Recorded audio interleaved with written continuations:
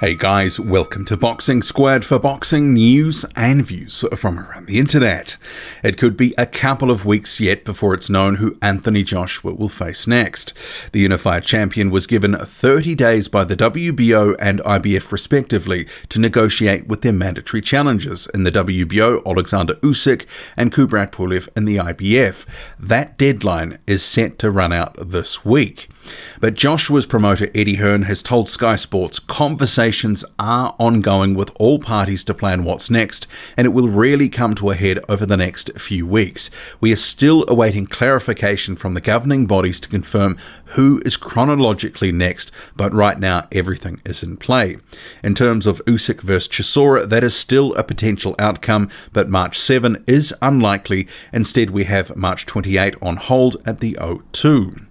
And that Usyk vs Chisora fight, that would occur if Joshua faces Pulev next, which has been stated by Eddie Hearn as the likely option, although nothing is confirmed. But should Anthony Joshua be forced into a position where he has to drop a belt, and the WBO being the most likely, that would mean that Usyk would either face Derek Chisora in the fight that I just mentioned, or potentially the next highest ranked contender in the WBO, which is currently Joseph Parker. And Joseph Parker's manager/advisor David Higgins, who formerly promoted Parker before he joined forces with Matchroom, he's also told Sky, there's talk that Joshua might have to vacate one of the sanctioning bodies. If he vacates the WBO, then suddenly you've got Usyk mandatory, and I think the next available ranked boxer is Joseph Parker. You could end up with a situation where you have Usyk fight Parker for the vacant title, which funnily enough is how Joseph became world champion. He fought Ruiz for the vacant title. History repeats. Usyk is a very tough fight. He's a southpaw. He would dissect Anthony Joshua. We know this, but if you're the better boxer and you get a world title shot, you have an obligation to take it. Joseph, being old school, will not take a backward step. So if that does happen, Joseph will be straight in and he'll fight Usyk. Usyk is a very skilled professional. I respect him and his manager, but it would be a good fight. Hopefully, we might see that this year. That's David Higgins, Joseph Parker's manager and advisor. And just on Joseph Parker, obviously he's holding out hope for that fight, but they have indicated a return to the ring would be in late February, and that's likely to be on the Mikey Garcia and Jesse Vargas card. No opponent for that fight, it's still TBA. 3 potential opponents are being discussed for Adam Kownacki's next fight date, which is March 7th. He will be headlining at the Barclays Center in New York. So one of the names is Dominic Breazeale, and there's been a persistent rumor that he will be the opponent. Another name that has been listed is Christian Hammer, and the third name is not known, but I would hazard a guess that it would be Robert Helenius, who's magically appeared in the WBA rankings, and because of that, he's likely going to be facing someone above him in the rankings, as at 6, Adam Kownacki at 3. So perhaps Helenius and Kownacki, although all 3 fights I don't mind, although I would have liked to have seen Kownacki fighting at a slightly higher level, but maybe those opponents aren't there right now. But either way, he will be back on March the 7th. Serial self-promoter Christopher Lovejoy has called out Dave Allen on social media. So see here on screen, Lovejoy, who's ranked 12th in the WBA, says at David the Whiter 1, that's Allen's Twitter handle, we can line it up February the 8th. I'm the bluff caller. What up? Allen is returning to the ring in Sheffield on that date.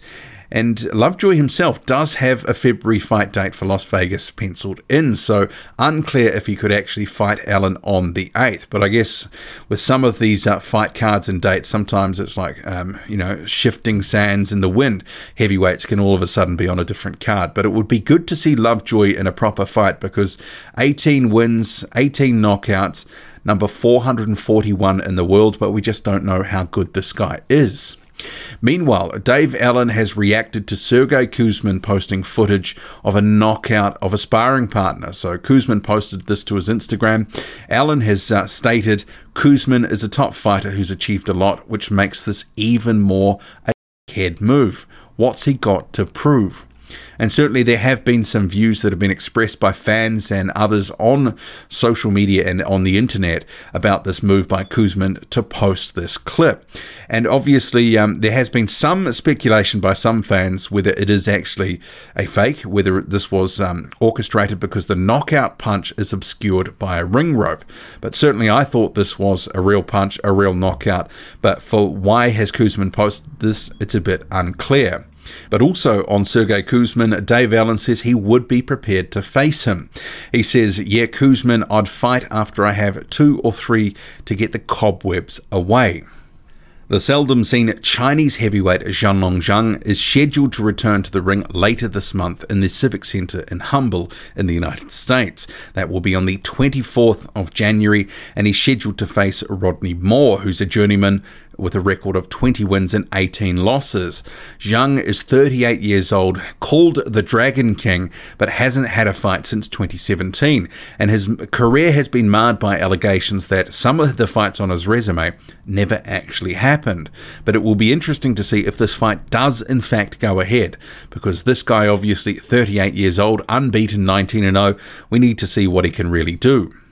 The unbeaten American Darmani Rock has signaled he has another fight coming soon, saying on social media, fight date coming soon. Rock is amongst a handful of American heavyweights trying to separate themselves as the next American heavyweight to come through that could potentially vie for a title. And just to round out this video, looking towards the schedule for the next few days, relatively light as is the rest of January, but you have Russian heavyweight prospect / fringe contender out of Russia, Apti Davtaev, who's promoted by Dmitry Salita. He'll be back in the ring in Atlantic City against journeyman Keith Barr. And then the following night, also in Atlantic City, you have top-ranked prospect Sonny Conto, who's currently 5-0, in action against Curtis Head. He should have no trouble getting past Head in that one. What do you make of it all? Drop a comment, loud and often. Hit like, hit subscribe. Follow me on Twitter, boxing_squared. I'm out.